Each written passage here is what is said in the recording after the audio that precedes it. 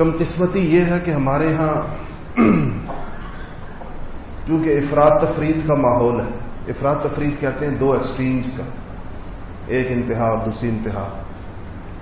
تمام معاملات میں ایسے، اس لیے بہت اچھے اور مقدس مواقع ہمارے اس انتہا پسندانہ رویوں کا شکار ہو جاتے ہیں. بحث مباحثے شروع ہو جاتے ہیں، کوئی کہے گا ثابت ہے، کوئی کہے گا ثابت نہیں ہے، کوئی کہے گا انتہائی اعلیٰ درجے کی عبادت ہے، تو کوئی کہے گا بالکل بدعت ہے. عام عوام بیچاری کنفیوز ہو جاتی ہے، لوگوں کو سمجھ ہی نہیں آتا کہ ہم کیا کریں اس کے اندر.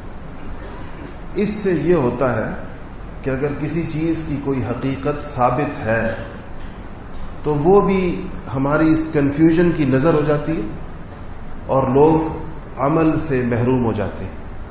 اس لیے کہ ان کو یہ ڈر بھی لگا ہوا ہوتا ہے کہ اتنے لوگوں نے باتیں کی نہیں ہے، خدا جانے اس کی کوئی حقیقت ہے یا نہیں ہے. تو آج میں آپ کے سامنے احادیث مبارکہ اور سلف صالحین کے عمل کی روشنی میں شب برات کے حوالے سے جو معتدل اور کتاب و سنت سے ثابت جو موقف ہے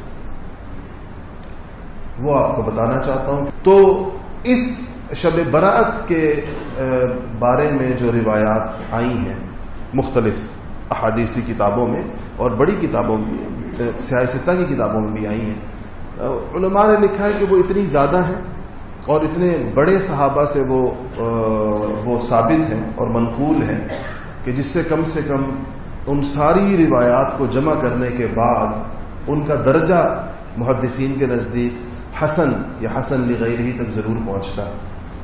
جس کا مطلب یہ ہے کہ اس رات کی فضیلت ثابت ہے، یعنی یہ رات فضیلت والی رات ہے. بس یہ فرق ضرور ہے کہ اس کے اندر کوئی مخصوص عمل ثابت نہیں. کوئی مخصوص عمل کا مطلب یہ ہے کہ بعض لوگ کہتے ہیں کہ اس رات میں اگر اس طریقے کے ساتھ عبادت کی جائے، اس چیز کو اتنی مقدار میں پڑھا جائے تو اس میں کوئی حرج نہیں ہے، لیکن اس کو سنت نہیں کہا جا سکتا. وہ نبی کریم صلی اللہ علیہ وسلم سے اس کا ثبوت کہ آپ نے ایسا کیا اس رات کو، یہ نہیں ہوگا. عبادت کی رات ہے اور اس عبادت کے اندر نفل پڑھے جا سکتے ہیں، اس میں تلاوت کی جا سکتی ہے، اس میں سورتیں پڑھی جا سکتی ہیں، اس میں درود شریف پڑھا جا سکتا ہے. اس کے اندر یعنی عبادت، ہر قسم کی عبادت اس کے اندر ہو سکتی ہے، لیکن وہ ساری عبادت نفلی عبادت ہوگی. اس میں سے کسی چیز کو بھی آپ یہ نہیں کہیں گے کہ یہ اس طریقے کے ساتھ، ظاہر ہے عبادت سنت تو یوں ہے کہ آپ نے بھی عبادت ہی فرمائی ہے، لیکن کسی مخصوص مقدار یا کسی مخصوص اوراد کا یا کسی مخصوص صورتوں کی آپ نے تلقین فرمائی ہو، وہ محدثین کی اس کو تسلیم نہیں کرتے کہ ایسی کوئی بات ثقافت کے ساتھ ہم تک نہیں پہنچی. تو رات کی فضیلت ہے، کوئی خاص عمل ثابت نہیں ہے. اور چونکہ رات عبادت نفلی ہے تو نفلی عبادات کے بارے میں عمومی اصول یہ ہے شریعت کا کہ وہ گھر پر کی جانی چاہیے. کوئی شخص، بعض لوگوں کے گھروں کا ماحول ایسا نہیں ہوتا، ان کے لیے وہاں مشکل ہوتی ہے، تو اگر کوئی مسجد میں بھی آ کر کرتا ہے تو ٹھیک ہے، اس میں کوئی ممانعت نہیں ہے مسجد میں آنے سے، لیکن مسجد میں جمع ہونے کو کوئی رسم نہ بنایا جائے. مسجد میں جمع ہونے کے لیے کوئی باقاعدہ اس کے لیے دعوت اور ترغیب دینا اور اس کے لیے باقاعدہ لوگوں سے کہنا کہ آئیں یہاں پر ہم اجتماعی طور پر مسجد میں یہ کریں گے. ہم سنتے ہیں، دیکھی تو نہیں ہم نے، لیکن ہم سنتے ہیں کہ بعض جگہوں پر اس موقع پر مسجدوں میں صلاۃ التسبیح کی جماعت ہو رہی ہے، کہیں پر نوافل کی جماعت ہو رہی ہے. تو یہ چیزیں ثابت نہیں ہیں شریعت سے. ویسے کوئی فرد مسجد میں آ جائے اور آ کر یہاں پر اس کو مسجد کے ماحول میں زیادہ آسانی ہو عبادت کرنے میں اور اپنی انفرادی عبادت کرے تو اس کے اندر کوئی حرج نہیں ہے، وہ بندہ کر سکتا ہے. جو احادیث اس باب میں آئی ہیں اس میں سے ایک روایت بڑی معروف اور مشہور ہے جو عائشہ صدیقہ رضی اللہ تعالی عنہا سے مروی ہے. آپ نے فرمایا کہ میں ایک رات اٹھی تو نبی کریم صلی اللہ علیہ وسلم کو اپنے بستر پر نہیں پایا، تو مجھے یہ خیال ہوا کہ شاید آپ، باری تو میری ہے اور رات میری ہے، تو شاید آپ رات تو کسی اور زوجہ محترمہ کے پاس تشریف لے گئے ہیں. تو میں اس پریشانی اور سراسیمگی میں فوراً باہر نکلی اور میں نے دیکھا تو آپ کو میں نے ایک جگہ سر بسجود پایا اور میں نے آپ نے سر اٹھا کر مجھ سے کہا کہ عائشہ تمہارا کیا خیال ہے کہ اللہ اور اس کا رسول کیا تم پہ ظلم کریں گے؟ تو آپ نے فرمایا کہ نہیں، مجھے یہ خیال ہوا کہ شاید آپ کہیں اور تشریف لے گئیں. تب آپ نے فرمایا کہ عائشہ، یہ جو نصف شعبان کی رات ہے، اس رات میں اللہ جل شانہ قبیلہ بنو بکر کی بکریوں کے بالوں سے بھی زیادہ انسانوں کو مغفرت کے پروانے عطا فرماتے ہیں. اور یہ جو قبیلہ بنو بکر کا ذکر کیا وہ اس لیے کیا کہ یہ قبیلہ غلہ بانی میں اور بکریاں پالنے کے اندر بڑا مشہور تھا. ان کے پاس بعض قبائل کی کسی خاص حوالے سے شہرت ہو جاتی ہے، تو ان کی شہرت اس حوالے سے تھی کہ یہ بہت کثرت سے بکریاں پالا کرتے تھے اور ہزاروں کی تعداد میں. اس لیے ان کی بکریوں کی مثال دی کہ ان کی جو بکریاں اور ان کی جو بھیڑیں ہیں، ان کے جسموں پر جو بال ہیں، ان بالوں سے بھی زیادہ انسانوں کی تعداد کو اللہ جل شانہ اس مبارک رات میں مغفرت کے پروانے عطا فرماتے ہیں، ان کو برات کے پروانے عطا فرماتے ہیں. تو حدیث تو اس طرح کی روایات موجود ہیں، جس کو میں نے عرض کیا کہ ان کی سند میں اگر کچھ کلام بھی محدثین نے کیا ہے تو وہ تعداد میں زیادہ ہونے کی وجہ سے اس کے حسن ہونے کے اوپر اتفاق کیا ہے. اور بیشتر بڑے علماء نے لکھا ہے کہ یہ ایک تو یہ دلیل اس کی، اور دوسری دلیل یہ دی کہ خیر القرون کے زمانے سے، یعنی مسلمانوں کے بہترین دور کے زمانے سے آج تک امت کے نیک لوگوں کا، صلحاء کا، اولیاء اللہ کا، اللہ والوں کا اس رات میں عبادت کا معمول رہا. اس رات میں خصوصیت کے ساتھ عبادت کا معمول رہا. دیکھیں، یہ ایسے ہوتا ہے کہ اللہ جل شانہ سے تو جب بھی مغفرت مانگی جائے اللہ پاک مغفرت عطا فرماتے ہیں. یہ بعض راتوں کو خصوصیات ہیں، کسی وجہ سے اس پہ کوئی چیز آئی ہوتی ہے کہ اس کو خصوصیت حاصل ہے. جیسا کہ خود اس بارے میں حضرات صحابہ سے بعض روایات ہیں کہ 5 راتیں ایسی ہیں کہ ان راتوں میں دعا کرنے والے کی دعا رد نہیں ہوتی.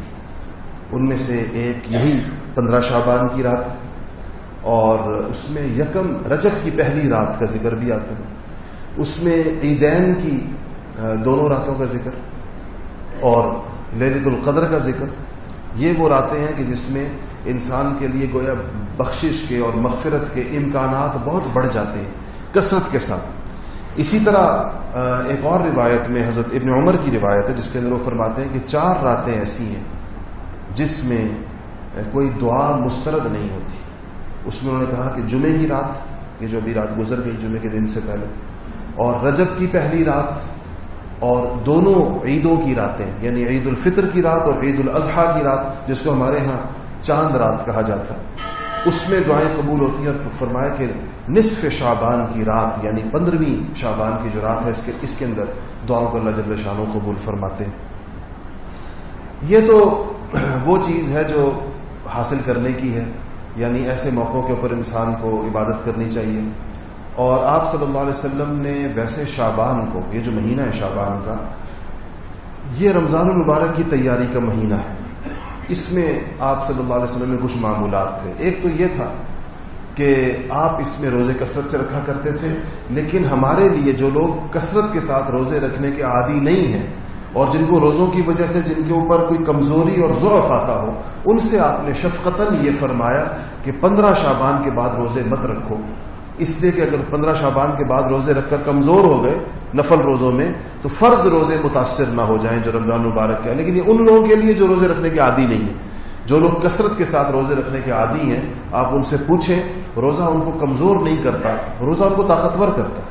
روزے سے ان میں غیر معمولی جسمانی قوت پیدا ہوتی ہے. جن کو روزوں کی عادت ہوتی ہے ان کے لیے بالکل مسئلہ نہیں ہوتا، جن کا جو بھی معمول ہے.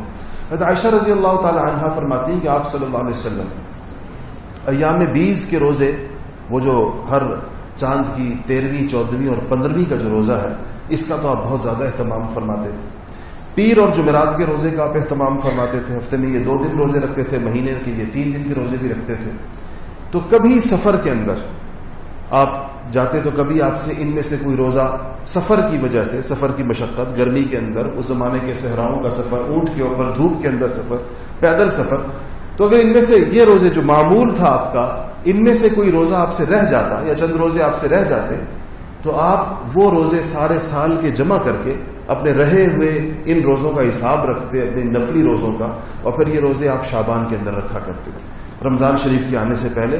شعبان، اس لیے آپ کے شعبان میں روزوں کی تعداد بہت زیادہ بڑھ جایا کرتی تھی.